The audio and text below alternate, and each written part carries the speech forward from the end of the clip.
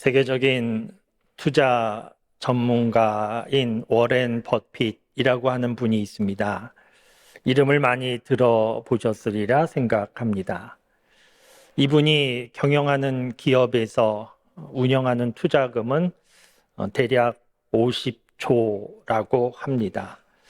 우리의 상상을 초월하는 엄청난 투자금을 운영을 하고 있고, 그 투자금 운영을 잘해서 전 세계로 투자 전문가로 소문이 난 분입니다.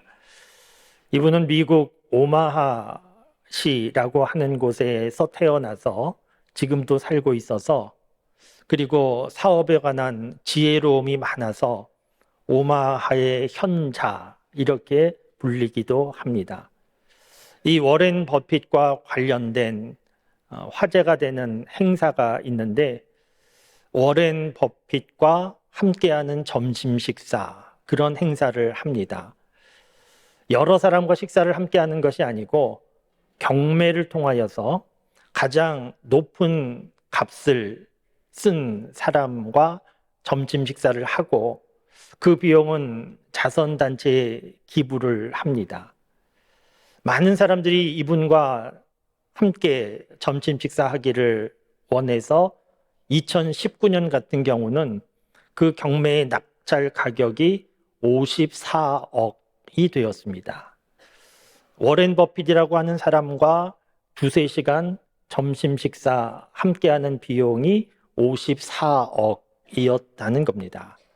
우리로서는 상상이 되지 않는 엄청난 비용인데, 그런데 이런 비용을 지불하고도 함께 식사하기를 원하는 사람이 줄을 섰다는 것인데, 단순히 밥 먹고 사진 찍고 하는 것이 아니고, 그 식사를 함께 하면서 무엇이든지 알고 싶은 거, 궁금한 거 다 물어볼 수 있고, 그러면 워렌 버핏이 대답을 해준다고 하는데, 그 시간이 참 유익한 시간이라는 겁니다. 그래서 많은 사람들이 그 워렌 버핏과 만나서 말을 좀 들어보려고 함께 식사하기를 그렇게 간절히 원한다는 것인데, 오늘 저와 여러분들은 이 워렌 버핏과 함께 식사할 가능성은 없어 보이고, 또 굳이 만날 일도 없습니다. 왜냐하면 우리에게는 모든 지혜에 뛰어나신 하나님이 계시고, 하나님께서 우리를 지도하여 주시기 때문입니다. 오늘 본문 말씀인 잠언 3장 6절 말씀에 보면 하나님께서 우리를 지도해 주신다, 그런 말씀이 있습니다. 하나님께서 우리를 지도해 주신다. 하나님이 우리를 지도해 주시면 얼마나 좋겠습니까? 문제가 있어도 풀릴 것이고 문제가 생기지 않을 겁니다. 그러면 하나님께서 우리를 지도해 주신다고 할 때, 그 하나님의 지도함을 받으려고 하면 어떤 자세가 필요한가? 이 말씀이 오늘 본문 말씀에 있는데, 크게 보면 두 가지 내용입니다. 이 두 가지 내용을 잘 기억하실 수 있기를 바랍니다. 먼저는 5절 말씀에 보면 너의 명철을 의지하지 말아라, 이런 말씀이 있습니다. 너의 명철을 의지하지 말아라. 그리고 7절 말씀에 보면 스스로 지혜롭게 여기지 말아라, 이런 말씀이 있습니다. 그러니까 명철을 의지하지 않고 스스로 지혜롭게 여기지 않는 것이 하나님의 지도를 받는 첫 번째 방법임을 알 수 있습니다.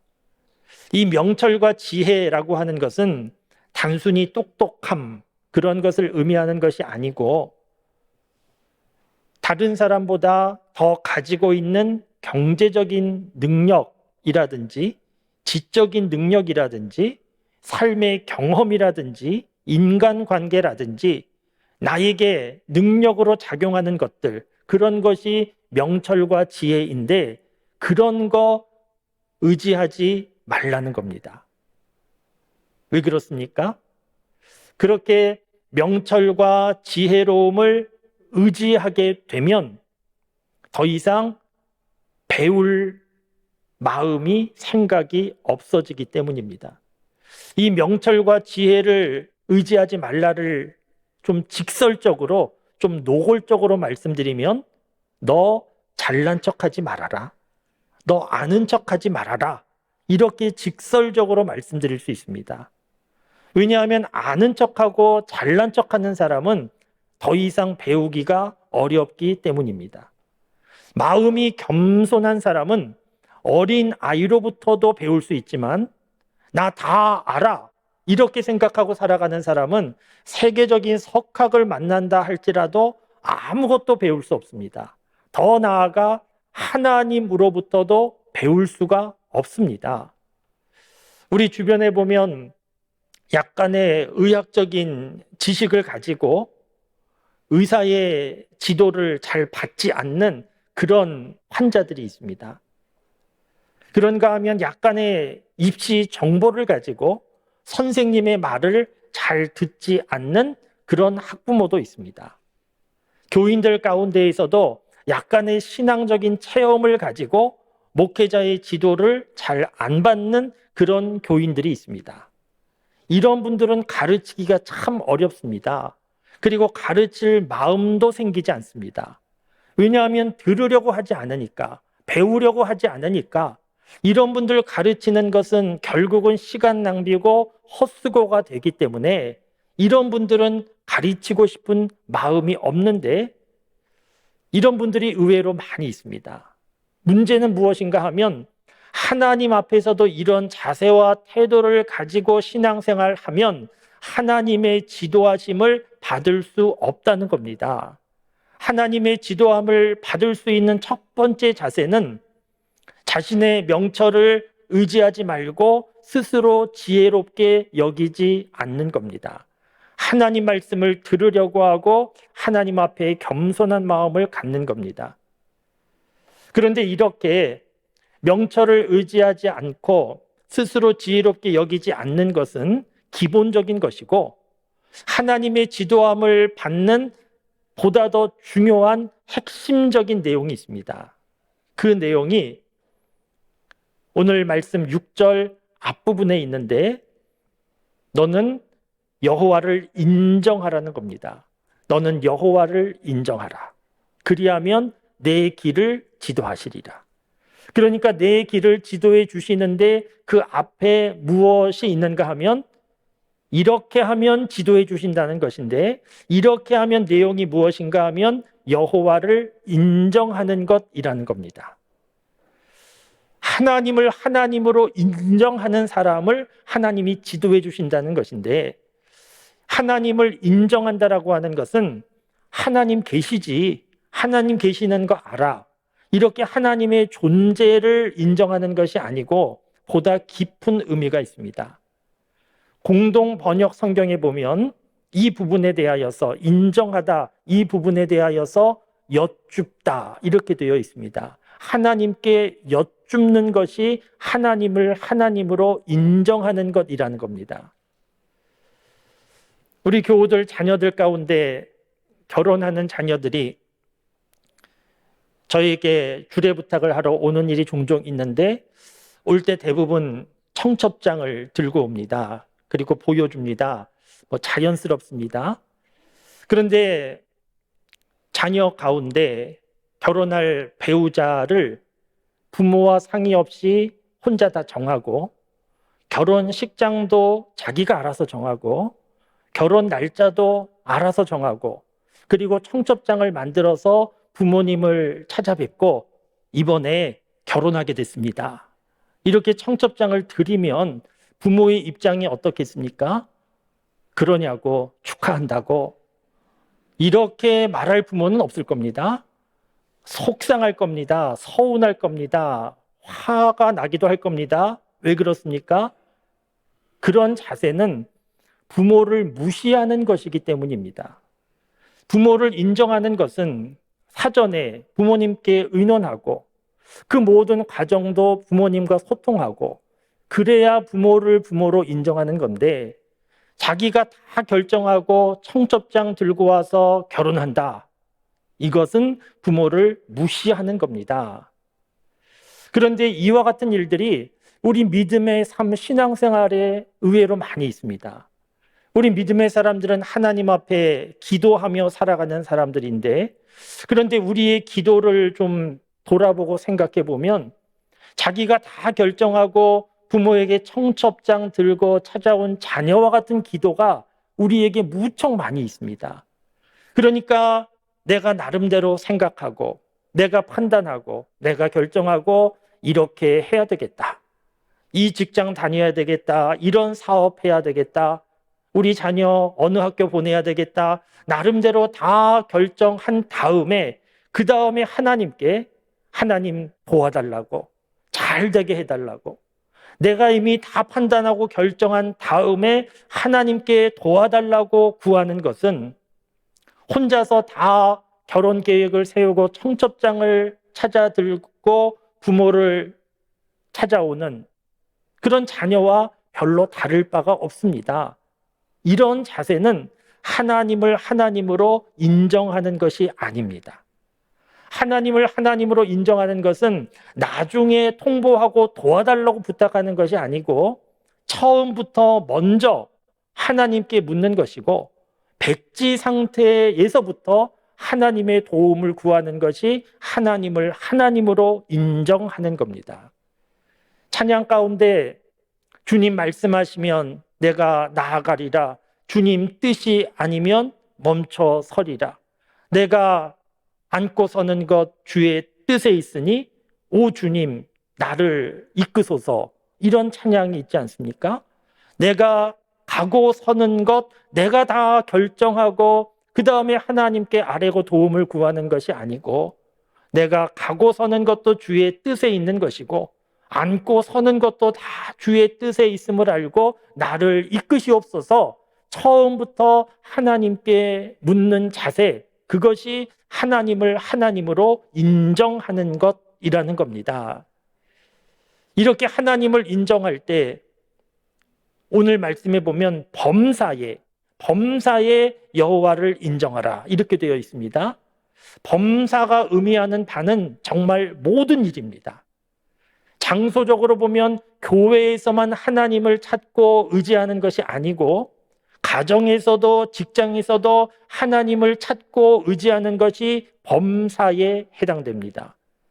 그리고 필요할 때만 찾는 것이 아니고 모든 일 가운데 찾는 것인데, 내 계획대로 되는 상황뿐만이 아니고 계획대로 되지 않는 상황도, 기쁜 상황에서도 슬픈 상황에서도 속상하고 낙심한 상황 가운데에서도 그 상황 가운데 하나님 어떻게 하면 좋겠습니까? 하나님께 묻는 것이 범사의 여호와를 인정하는 겁니다. 이렇게 범사의 여호와를 인정하면 어떤 일이 있게 되는가 하면, 그리하면 하나님께서 인도해 주시고 지도해 주신다는 겁니다. 프랭크 루박이라고 하는 선교사님이 계십니다. 필리핀에서 사역을 하셨습니다. 필리핀에서 우리나라 언더우드 선교사처럼 사역을 하시고 아주 귀한 일을 감당하셨는데, 미국 선교사님 가운데 미국 우표가 발행된 그런 유일한 선교사님, 참 훌륭한 선교사님입니다. 우리나라에서도 영성일기 그렇게 쓰는 분들이 있기도 한데, 이 영성일기의 원조에 해당하는 분이 이 프랭크 루박 선교사님입니다. 프랭크 루박의 기도일기, 이런 책도 있습니다. 이 선교사님은 신앙생활하는 중에 하나님을 조금 더 친밀하게 만나면 좋겠다, 하나님의 은혜와 능력을 경험하면서 신앙생활을 하면 좋겠다, 그런 마음의 소원을 가지고 하나님 앞에 계속 기도했다는 겁니다. 그렇게 계속 기도했더니 하나님께서 마음에 감동을 주시는데 하나님이 질문을 주셨다는 겁니다. 너의 주인은 누구냐? 너의 주인은 나냐 너냐? 이런 감동을 주셨고, 그래서 하나님께 대답하기를 나의 주인은 하나님이십니다, 이렇게 대답을 했더니, 또 하나님께서 마음에 주시는 감동이 무엇인가 하면, 그러면 너에게 묻지 말고 나에게 물어라. 이런 감동을 주셨다는 겁니다. 그래서 이 선교사님이 생각해 볼 때 나는 기도하며 사는 사람인데 하나님께 계속해서 묻고 살았는데 내가 나한테 물은 게 있나 이렇게 생각을 해보니까 자신에게 물은 것이 너무너무 많이 있구나 하는 것을 알게 됐다는 겁니다. 그러니까 아침에 일어나서 잠들 때까지 먹고 마시고 움직이고 행하는 모든 일들 혼자서 그냥 생각하고 혼자서 판단하고 지내왔는데 이런 것도 하나님께 다 물어야 되는구나.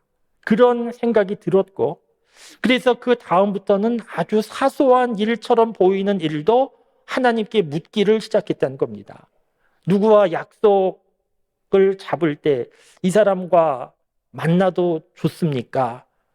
만나야 됩니까? 안 됩니까? 뭐 이런 것도 묻고 만나면 어디에서 만나면 좋겠습니까? 몇 시에 만나면 좋겠습니까? 계속 하나님께 물었다는 겁니다. 이렇게 하나님께 묻는 삶으로 점점 바뀌어가고 이런 것을 일기에 계속 기록했는데 그랬더니 정말 하나님께서 자신을 지도해 주시는 것을 많이 경험하게 되었고 그래서 신앙의 삶이 완전히 달라지게 되었다는 겁니다. 사랑하는 성도 여러분, 오늘 말씀에 기록된 대로 내 명철과 지혜를 의지하지 말고 범사에 하나님을 하나님으로 인정하고 하나님께 묻는 그런 삶을 살아보실 수 있기를 바랍니다. 특별히 부모님들 많이 계신데 부모님들이 자녀를 다 사랑해서 우리 아이가 공부 잘하고 좋은 학교 가고 좋은 직장 가기를 다 바라시는데 입시 정보에만 너무 관심을 갖지 말고 입시 정보에만 따라서 아이들의 앞길을 결정하지 말고 하나님께 먼저 물어보실 수 있기를 바랍니다. 우리 아이는 어떤 사람이 되어야 됩니까? 우리 아이는 어떤 공부를 해야 됩니까? 우리 아이는 어떤 일을 해야 됩니까? 하나님께 물어보실 수 있기를 바랍니다. 물론 직접 우리 귀에 하나님께서 바로 응답해 주시는 일은 경험하기 어려울 겁니다. 그래서 묻고 물어도 하나님의 지도를 받고 싶어도 별로 느껴지는 것이 없고 변화가 없는 것처럼 보일 수도 있습니다. 그런데 그렇지 않습니다. 요즘 겨울철 길가의 가로수를 보시면 나뭇잎이 다 떨어지고 앙상한 가지만 있습니다. 죽은 것처럼 보입니다. 그러나 죽지 않았습니다. 그 안에서 생명의 움직임이 활발하게 움직이고 있고 봄철에 아름다운 꽃을 피우기 위한 준비가 그 안에서 진행되고 있는데 단지 우리 눈에 보이지 않을 뿐입니다. 하나님이 하시는 일도 비슷합니다. 우리가 하나님을 하나님으로 인정할 때 하나님께서 우리의 삶을 지도해 가시는데 우리 눈에 직접적으로 현실적으로 안 보일 수도 있지만 분명한 사실은 하나님께서 우리의 삶을 지도해 가시고 있다는 겁니다. 그래서 어떤 일이 일어나는가? 오늘 말씀 10절에 보면 내 창고가 가득히 차고 내 포도즙 틀에 포도즙이 넘치리라 이런 말씀이 있습니다. 창고가 가득히 차고 포도즙 틀에 새 포도즙이 넘친다는 것은 부자 된다 이런 차원의 말씀이 아닙니다. 창고가 가득히 차고 포도즙 틀에 새 포도즙이 넘치면 얼마나 기쁩니까? 얼마나 행복합니까? 반대로 창고가 텅 비었고 포도즙 틀에 포도주가 말라버렸으면 이것은 또 얼마나 안타깝고 괴로운 일입니까? 그러니까 하나님의 지도함을 받는 삶은 결국에 어떻게 되는가? 창고가 가득히 차고 포도즙 틀에 새 포도즙이 넘치는 것처럼 기쁨이 가득한 아름다운 행복한 삶이 된다는 겁니다. 오늘 말씀은 체험적인 말씀입니다. 오늘 잠언서를 기록한 사람 솔로몬 왕입니다. 솔로몬 왕의 경험입니다. 무슨 경험입니까? 하나님께서 지도해 주시는 삶을 살았더니 내 삶에 창고가 넘치고 새 포도즙이 가득한 것과 같은 복이 있더라. 체험적인 고백입니다. 어떻게 체험하게 된 겁니까? 하나님을 하나님으로 인정했기 때문입니다. 우리가 잘 아는 대로 솔로몬이 왕이 되고 1,000번제를 드린 후에 하나님께서 솔로몬에게 말씀하여 주셨습니다. 무엇이든지 구하라고, 내가 주겠다고. 그럴 때 솔로몬이 대답하기를 나에게 지혜를 주시옵소서 그렇게 구했습니다. 똑똑한 사람 되게 해주십시오. IQ 높은 사람 되게 해주십시오. 이런 지혜가 아니고 지혜는 하나님을 청종하는 마음이었습니다. 내가 왕이지만 왕의 권력과 능력으로 내 마음대로 하지 않고 하나님의 말씀을 듣는 사람, 하나님의 말씀에 순종하는 사람, 그런 사람 되게 해달라고 지혜를 구했는데 이 마음이 하나님을 하나님으로 인정하는 마음이었고 그럴 때 하나님이 지도하여 주셔서 모든 일이 형통하게 된 겁니다. 그런데 솔로몬 왕이 인생의 후반기에 하나님의 지도를 거부했습니다. 하나님의 말씀 잘 듣지 않았습니다.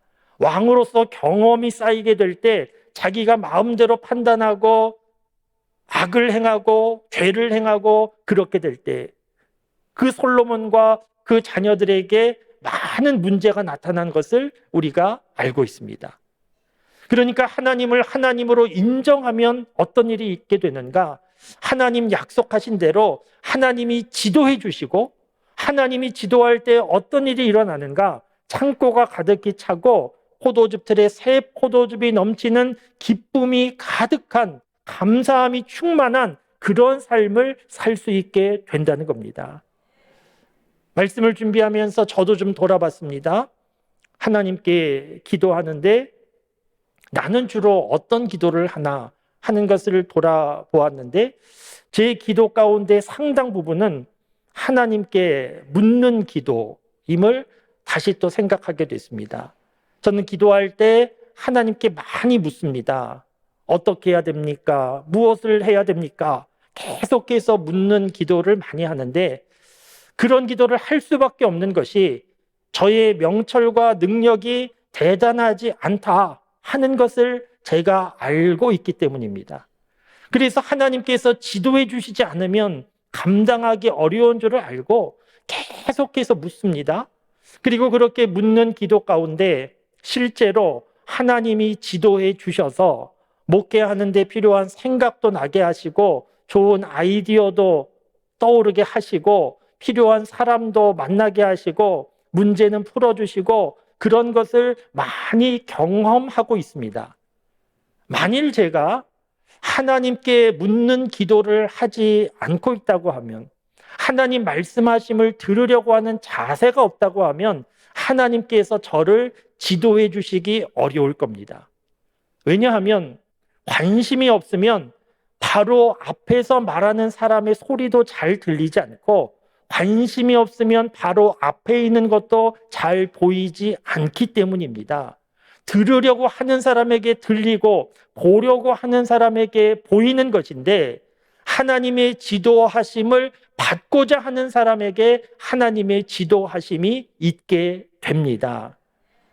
사랑하는 성도 여러분, 우리가 하나님을 믿는 믿음 안에 살고 있는데 하나님을 믿을 때 내 문제를 풀어주시고 마음의 소원을 이루어주시는 하나님으로 내가 필요가 있을 때만 찾는 하나님으로 믿지 말고 오늘 말씀에 기록된 대로 범사에 하나님을 하나님으로 인정하고 믿어보실 수 있기를 바랍니다.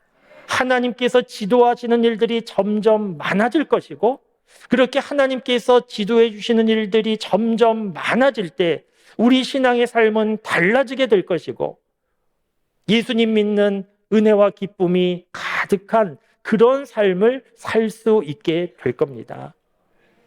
아직 연초인데 한 해를 시작하면서 올 한 해는 좀 다르게 살아봐야 되겠다 결심하시면 좋겠습니다. 올 한 해는 내 명철과 지혜를 의지하지 않고 먼저 하나님께 묻는 하나님을 하나님으로 인정하는 하나님의 지도하심을 받는 삶을 좀 살아봐야 되겠다. 이렇게 결심하고 살아서 올 한 해를 지내는 동안에 하나님 약속하신 대로 창고가 가득히 차고 포도즙들의 새 포도즙이 넘치는 그런 은혜를 경험하고 기쁨과 감사함이 가득한 삶을 살아가는 우리 모두가 다 되실 수 있기를 주님의 이름으로 축원합니다.